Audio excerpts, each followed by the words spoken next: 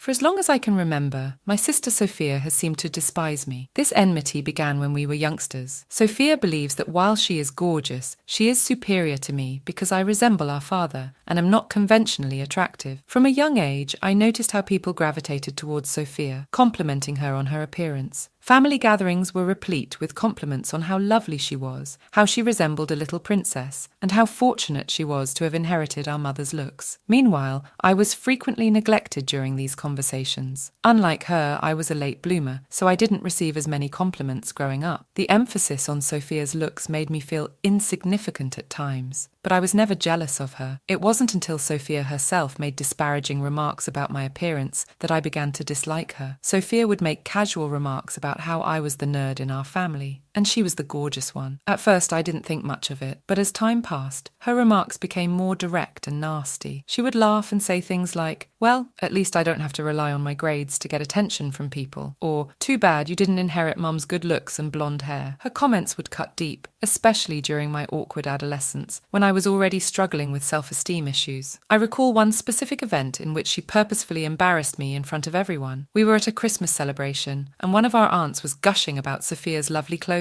The aunt then turned to me and said, "You must be so proud of your sister, she's so beautiful." Sophia smirked and replied, "Yeah, my sister's got the brains, but I got the looks, so I'm sure she's proud of me." Everyone laughed, thinking it was just a silly little joke, but I felt a pang of hurt and embarrassment. It was as if my entire worth was limited to my academic achievements. Sophia's beauty helped her become popular and well-liked in school. She was the girl everyone wanted to befriend or date. I, on the other hand, was the quiet, studious one, recognized for my academics rather than my appearance. It divided us, which Sophia seemed to enjoy. She liked to remind me of our differences, almost as if it strengthened her sense of superiority. Her continuous reminders of my ugliness made me hyper-aware of my appearance, resulting in years of insecurity and self-doubt, which I still deal with. I often found myself comparing my appearance to hers, wondering why I couldn't be as naturally attractive. Her unkindness had a tremendous impact on my self-image. However, this was not all she did to me. Looking back, she also bullied me in various ways, making me feel inferior to her. For example, on my 7th birthday, I was quite excited because it was the first time I had invited my friends to our house for a party. My parents had decorated the house, and I had a lovely cake. As my friends and I gathered to play games, Sophia, who was 10 at the time, decided to take center stage. She abruptly interrupted our game of musical chairs, alleging that we were being too loud and that it was embarrassing for me and my friends to be playing musical chairs at our age. Mum asked her to calm down and pulled her aside to talk. I assumed Sophia's shenanigans would end there, and the rest of the celebration would proceed without incident. Later, after the party, when I was unwrapping my presents from my family and friends, I noticed that I had been given the most recent Lego Friends set. It even had a little kitchen and makeup set. This made me quite happy because I adored playing with Lego, but my delight was fleeting. Sophia began to complain to my mother that it was unfair that I had been given such an expensive gift when she had not received one for her birthday. She whined that she also wanted to play with the Lego set. I argued back, pointing out that my friends had pooled their funds to purchase this Lego set for me, so she had no right to take it away, and that she could probably wait until her birthday next year for our parents to give her one. But Sophia kept yelling at Mum, insisting that I either share my Lego set with her, or that Mum provide her with a new one to play with right away. Mum eventually forced me to make a compromise. I was obliged to share my beloved Lego set with Sophia for a few days each week, so she could play with it as well. I was beyond furious. It felt so unjust that even on my special day, I couldn't have something for myself. In high school, I finally had the opportunity to play the lead in the school play, which I had worked so hard for. Sophia, who was 2 grades ahead, had already been the star of school activities and was upset that I had gotten the part. Instead of encouraging me the night of my performance, she made sarcastic remarks about how I would never be as brilliant on stage as she was, and how I would end up breaking my leg due to nerves. I could tell she was attempting to get into my brain, but I didn't allow her words to impact me, and went on to give my all on stage. After the play, as everyone was celebrating me, she harshly critiqued my performance, pointing out every minor error she thought I made and telling me that I needed to work more if I wanted to outperform her. Her remarks stung, turning an otherwise proud occasion into one of self-doubt and grief. My parents later chastised her on our way home for not allowing me to enjoy the spotlight for one evening. During my senior year of high school, I collected money from my part-time job to purchase a dress for my impending prom. I found the most exquisite dress I could have ever imagined. It was stunning and exquisite, and I couldn't wait to wear it. Sophia, Sophia, who had already graduated, spotted the dress and decided to wear it to the party before my prom. She told me that since my prom was 3 weeks away, I should just let her wear it for one night. Despite my repeated rejection, she took it without my knowledge, and the next day she returned my prom dress with a massive stain that could not be cleaned. Given the state of my clothing, I began yelling at her violently, telling her that she had no right to wear it and ruin it. Instead of apologizing like a normal person, Sophia told me that it was just a dress and that I should stop being such a baby about it. When my father found out about what Sophia had done to my dress, he purchased me another one. Although it wasn't as gorgeous as the one I had purchased, it was still a nice gesture from him, which I appreciated. After high school, when I was accepted to my ideal institution, my parents and I were happy since I would be the first person in my family to attend such a prominent university. The news traveled immediately, and all my distant family members called to congratulate me. It felt great to have everyone's support and excitement. Sophia, however, did not call me once. Later, while Mum was on the phone with her, I overheard her telling Mum that I had most likely gotten in since the college needed some diversity and I was a safe pick. I was taken aback when I heard this because it was both offensive and false. Fortunately, Mum felt the same way and promptly chastised Sophia for saying something like that. She defended me, telling Sophia that I had always been one of the top students and that any university would be fortunate to have me. Mum went on to warn Sophia that she should never say what she had just told her in front of me, and that if she didn't have anything nice to say about me, she should learn to close her lips. This, of course, made Sophia angry. I could hear her yelling at Mum, complaining that I was always the favoured child and that my accomplishments always overshadowed hers. When I heard Sophia moan like that, I simply shook my head. I knew how hard our parents had worked to give us everything we needed, but Sophia always found a way to play the victim. Her resentment of me has lingered throughout my adult life. Whenever I earned a job or a career promotion, I couldn't talk about it openly in front of Sophia because she would find a way to downplay my achievements. She would make sarcastic remarks to me, implying that my promotion was due to chance rather than hard work, and that being so career-driven as a woman would get me nowhere in life. However, I was making 3 times her wage, while she would sometimes have to borrow money from our parents and be unable to repay them. Sophia continued to make comments about my appearance, even after I requested that she stop several times as an adult. Whenever we went out, she would joke that I should be grateful to be seen with her in public, because she could make anyone appear wonderful in comparison. If I ever wore a prettier outfit than hers, she would tell me to give it to her since I couldn't do it justice, and it would look much better on her body. As you might expect, these encounters with my sister have left permanent wounds, defining my relationship with and cementing the belief that, in her eyes, I will never measure up to her. Her unkindness has cast a perpetual shadow over my self-esteem and our sister relationship. As a result, I shouldn't have been surprised when Sophia expressed jealousy about my connection with my ex-boyfriend, Michael. Michael was tall, beautiful, and easy to communicate with. He was my first adult relationship, and I genuinely liked him. When my parents and sister first met him, they were really smitten with him. My parents were pleased to see me with someone who appeared kind and sincere. They greeted him kindly and made him feel at home. As we sat in the living room speaking and getting to know Michael, Sophia interjected with a sneaky smile. She asked him, "Michael, why is such an attractive guy like you dating someone like my sister?" Her tone was light, but her message was clear. She intended to make me feel embarrassed, small and undeserving. My heart fell. I could feel my face turning crimson from embarrassment. Michael, on the other hand, remained unaffected. He looked Sophia in the eyes and told her that he thought I was really attractive and down to earth, unlike some of the ladies he'd met before. He went on to remark that what drew him to me was my brains and loving nature, which he believed made me unique. His reaction was calm and honest, and I could see my parents nodding in appreciation. Sophia's smile dropped as she heard his response. She did not expect him to defend me so well. For the rest of the evening, she kept a careful eye on us, watching our every move. I could feel her scrutiny, as if she were hunting for any imperfection or justification to justify her jealousy and disgust. It made me anxious, but I tried to ignore it and enjoy my time with my family and Michael. Later that night, as everyone was preparing to go, I went into the kitchen to grab some leftovers to send home with Michael. Sophia followed me in, and I could instantly feel the tension. She waited until we were alone before leaning in and saying, "You should never date attractive guys. They'll only end up cheating on you. Mark my words. You're setting yourself up for heartbreak." Her words were like a punch in the gut. It wasn't just what she said, but how she said it, with conviction and a sense of wicked satisfaction. I could feel my anger mounting. This was meant to be a pleasant occasion, an opportunity to introduce Michael to my family, but she was attempting to destroy it as always. I took a deep breath and replied, "Sophia, that's none of your business. Your opinion was not asked for, and frankly, it's not welcome. I'm happy with Michael, and I trust him. You don't get to undermine my relationship just because you're jealous of my hot boyfriend." Sophia looked surprised for a moment, but then her face hardened. She snarled something under her breath and walked out of the kitchen, leaving me standing there, shaking with rage and anguish. Later, she informed our mother how I embarrassed her by not following her advice, and that, as my sister, she was only trying to warn me. I decided that after that meeting, I did not want Sophia to be near Michael. I was concerned that her envy and bitterness could ruin our connection. However, in retrospect, I recognized that my biggest mistake was not completely exposing to Michael the scope of my relationship with Sophia. While he knew she was jealous of me, he had no idea how many times she had attempted to undermine me and take my limelight out of spite. In hindsight, concealing this knowledge from Michael enabled Sophia to successfully manipulate him. To provide a complete picture, I've had two best pals since college, Emma and James. James is gay, although he had dated women before coming out, and he remained friendly with several of them. I've always been upfront about my friendships with everyone I dated, including Michael. He never had an issue with them. However, after a late-night party with my friends, I arrived home to find Michael waiting for me, upset. He had a key to my apartment and had allowed himself in. His demeanor took me off guard. Excited to see him, I moved to hug him, but he pushed me away. Confused,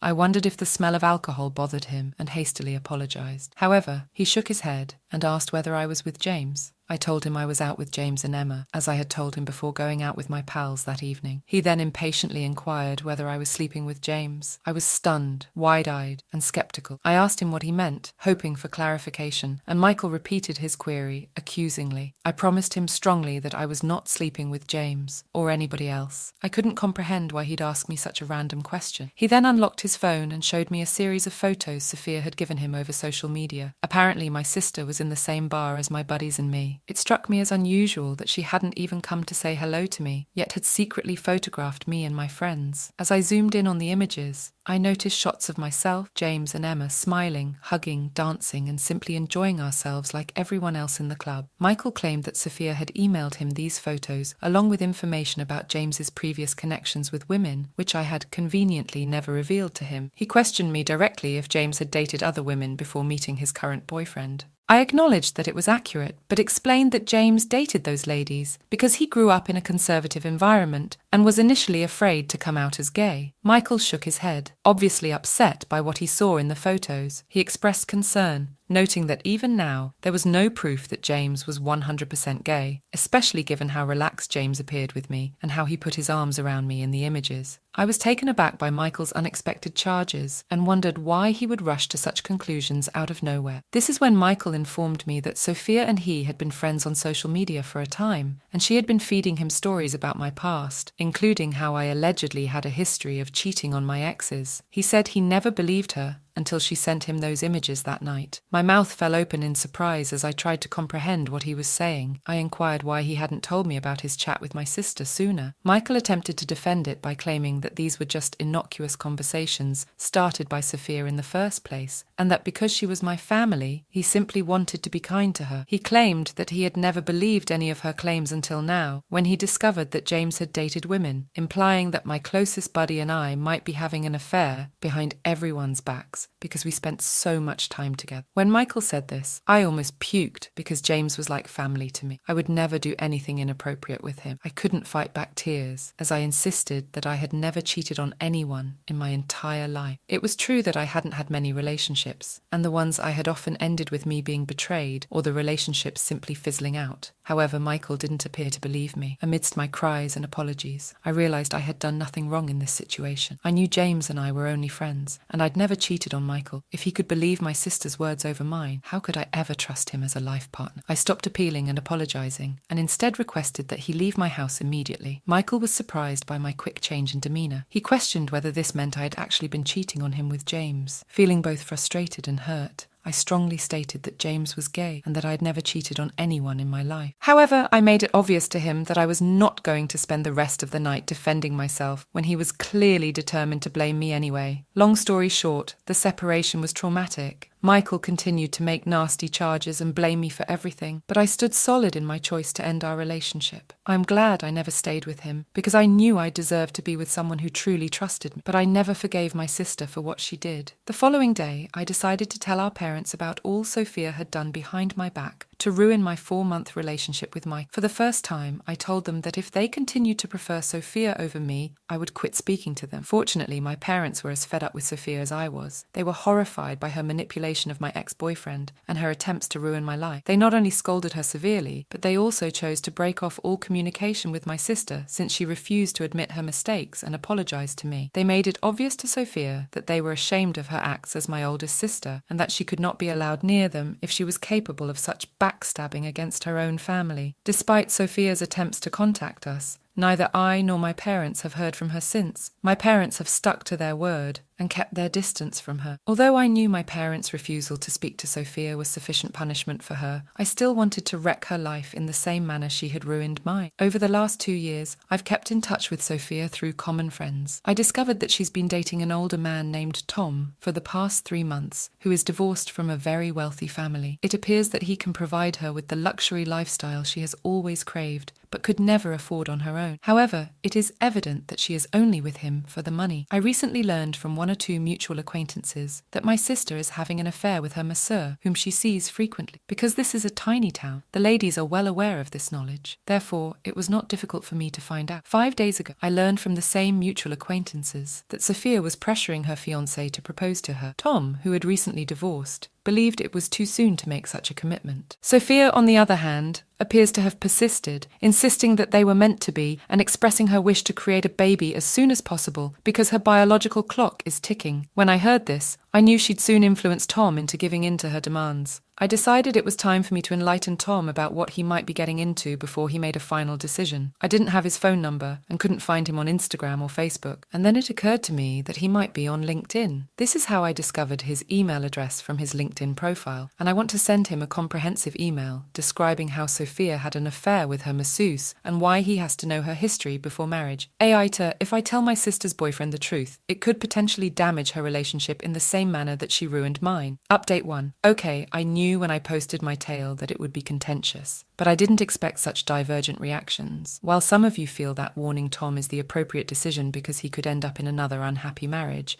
the other half believe I'm just being mean to my sister for no reason. To those people, I'd like to raise the following question. If your partner were ever cheating on you, would you not want to know about it? Would you like to stay in the dark about their indiscretion? Would you want to get engaged to someone who is cheating on you behind your back? If your response is that you want to know the truth, Tom also deserves to know the truth. Yes, I certainly harbour a grudge toward my sister, and I've tried to resolve the situation in various ways, but I want her to feel the way she made me feel. She has always backstabbed me and never apologised. I've never destroyed her life or harmed her in any manner. Despite everything she has done to me, I will just tell Tom the truth. It is ultimately up to him to decide whether to forgive her, marry her, or leave her. Update 2. So, it has been 2 weeks since I last updated anything, so here we go. 3 days ago, I sent Tom an email. In the email, I indicated unequivocally that Sophia had been sleeping with her masseur, providing his name and the massage business she visited. I asked him to investigate and told him how my family and I had severed ties with Sophia due to her deceptive actions in the past. I made it obvious that the purpose of this email was just to warn him so he wouldn't be caught off guard. After sending the email, I waited several days to hear back from Tom. I couldn't stop worrying that he hadn't received it or that he didn't trust what I had said.